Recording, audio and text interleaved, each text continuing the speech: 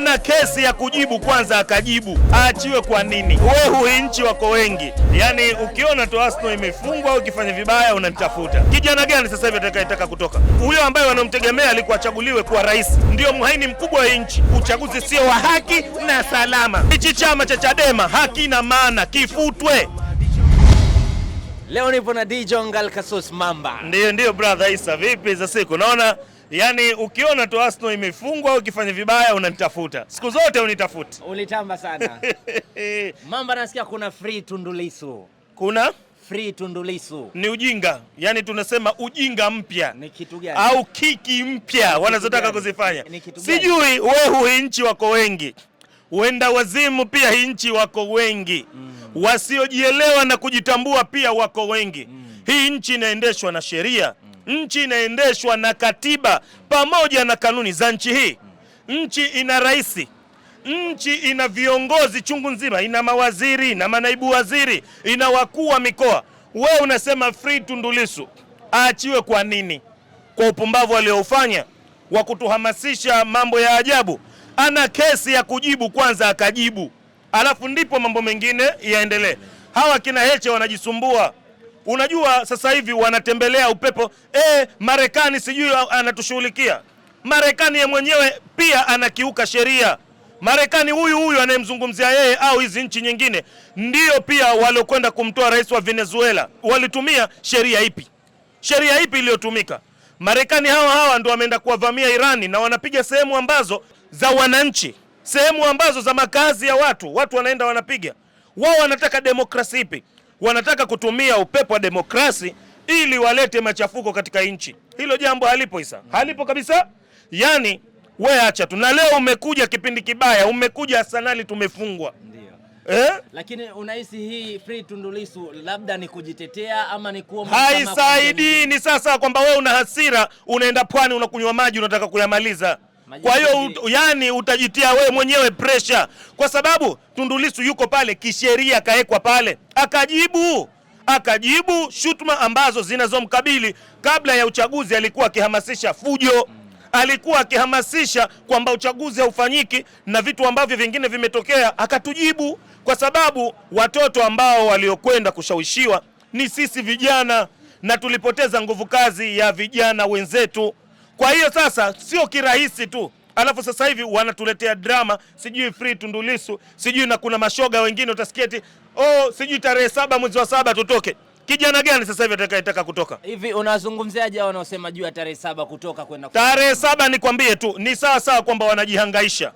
Hii nchi na sheria zake. Ni sawa? Wanajihangaisha. Atatoka nani tarehe 7? Brother, hata sisi Arsenal uturejeshe tena tucheze ile mechi na PSG. Hatutocheza kama vile tena. Kwa sababu gani? Tutajigadi tusije tukafungwa. Sasa wewe unatuambia kwamba eti turudi tena tarehe 7 mwezi wa 7. Yaani sisi tuandamane tena kwa upumbavu wenu.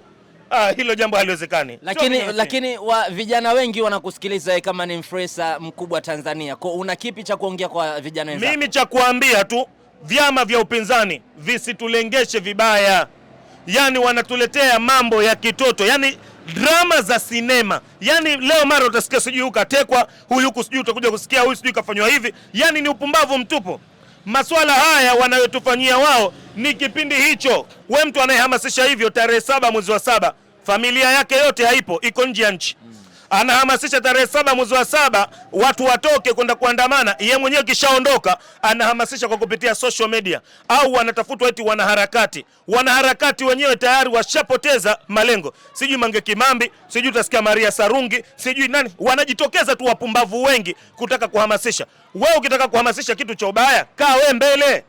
Tuambie no free, sijui free nani Tundu, sijui free, sijui Kiboje, yani upumbavu mtupu. Yani mambo mengine na kuwastaki hata kuyasikia. Daktari Samia Suluhu Hassan sasa hivi tumpe muda ili aweze kutuletea maendeleo ya taifa hili, na tayari mambo yashaanza. Brother, Zanzibar hapa kwanza hakuna atakayesikiliza kwa Wazanzibari. Tena hapa kuna wanasiasa wanajichanganya. Utaanza kusikia sijui watu wamepelekwa sijui KT, sijui ni. Sasa wao wanataka tuende wapi?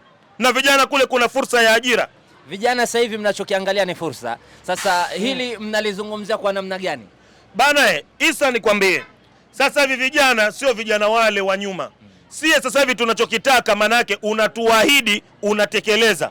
Dr. Hussein Ali Mwinyi amekuja kufumba midomo wanasiasa. Sasa hivi wanasiasa wanakizungumza nini? Wewe hebu angalia upande wa Zanzibar wanakizungumza nini? Hakuna. Dr. Samia Suluhu Hassan amekwenda kuziba mdomo wale wapinzani wote, Chadema, sijui TLP, sijui nani, vyama ambavyo vingine wala havina mielekeo. Na alafu mimi nimuombe Daktari Samia Suluhu Hassan, tena tunakuomba Dr. Samia, sisi vijana wazalendo wa taifa hili tushachoka kuona watu wanatuhamasisha mabaya. Tumechoka. Kwa nini wanaachiwa? Yani inafikia mpaka watu hii demokrasi wanaichukulia vibaya. Sasa wanahisi demokrasi waipangie serikali, watu hamasishe vurugu. Kwa nini wanaachiwa? Hichi chama kwa nikisifutwe kwanza. Unahisi mama afanye kitu gani kwa hawa ambao wanashajiisha vijana? Ikiwezekana hichi chama cha Chadema hakina maana, kifutwe. Chama cha Chadema kifutwe, hakina maana. Hebu sikiliza, uchaguzi, yani harakati za uchaguzi zimeanza tokea 92 sio 90 ngapi huko, hatujazaliwa. Toka kipindi hicho kunaanza uchaguzi wa vyama vingi, CCM inashinda.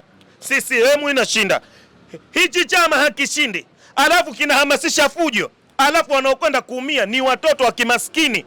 Vijana sisi ndo tunaoathirika. Kwa nini kisifutwe? Kina faida gani?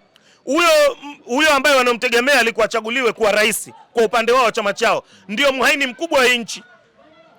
Ndio yeye ndo alohamasisha maandamano, ndo amehamasisha vurugu kipindi cha kampeni. Wanahitaji nini? Mtu uko unahitaji kura, unaomba kura brother. Lakini kipindi cha kampeni ndo kwanza unasema uchaguzi usifanyike. Alafu eti unasema uchaguzi sio wa haki na salama. Unatuletea sisi habari hizo. Vijana sasa hivi tumeshtuka. Brother, Tanzania ni nchi yetu. Amani ni wajibu wetu. Tutailinda kwa nguvu zote sisi vijana wazalendo wa taifa hili. Wasiojielewa. Maana kuna watu wanaojielewa na wasiojielewa. Watakaotaka kusikiliza maneno ambao wanayozungumza wale wapumbavu, basi wache waende, kwa sababu hiyo itakuwa ndio ile sikio la kufa halisikii dawa. Ndio kama Arsenal ndio tushafungwa, tutafanya nini? Viongozi ambao tuliokwenda kuwachagua sisi vijana, tumemchagua Daktari Samia Suluhu Hassan, rais wa Jamhuri ya Muungano wa Tanzania. Tumemchagua na Dr. Hussein Ali Mwinyi, rais wa Serikali ya Mapinduzi ya Zanzibar. Sasa wao hichi ambacho wanachokitaka kwenda kukitaka ni kwenda kuwapelekea stress viongozi wetu. Sasa sisi hatutokubali. Hiyo siku 77 sijui nini tarehe ngapi, si hatuna habari. Na ikiwezekana tunamuomba rais atoe maelekezo siku ya tarehe 7 mwezi wa 7 tupite kwenye mahospitali yaliyojengwa ya ghorofa na Dr. Hussein Ali Mwinyi tukafagie. Tarehe 7 tupite katika mabarabara yaliyojengwa na Dr. Hussein Ali Mwinyi tufagie. Tarehe 7 tupite katika maskuli ya ghorofa yaliyojengwa na Dr. Hussein Ali Mwinyi tufagie. Tarehe 7 tupite sehemu ambazo Dr. Hussein Ali Mwinyi ameacha alama. Dr. Mwinyi kwa upande wa Zanzibar ameacha alama. Dr. Samia Suluhu Hassan kwa upande wa Tanzania bara ameacha alama kubwa. Ni viongozi ambao watakaokumbukwa. Kwa vijana sasa hivi mmeelimika. Yani wewe sasa hivi mimi ukiniambia bana, kama wewe ndio umekuja hapo, unaniambia Dijongi tuandamane sisi tarehe 7 toka. Nakwambia haya brother, una baba? Una mama? Una ndugu? Niwaone pale mbele kwanza. Alafu naambia ndipo ndo tutatoka. Hawa mara nyingi wanakuwa hawajitokezi kwenye hivi vitu ambavyo wanakuwa na vitangaza kwa vijana. Hivi unahisi kwa nini? Sasa sisi wanatuona pumba. Hali yastawi alladhina ya'lamuna walladhina la ya'lamuna. Haitokuwa sawa brother. Wanaowashawishi ni wale watu ambao hawana tanwiz, hawana fikra, ambao wamekaa tu hawajui nini wanakifanya. Ndio utashawishiwa. We kijana wa sasa hivi ulimwengu huu wa AI, ukamshawishi atoke barabarani, kijana gani?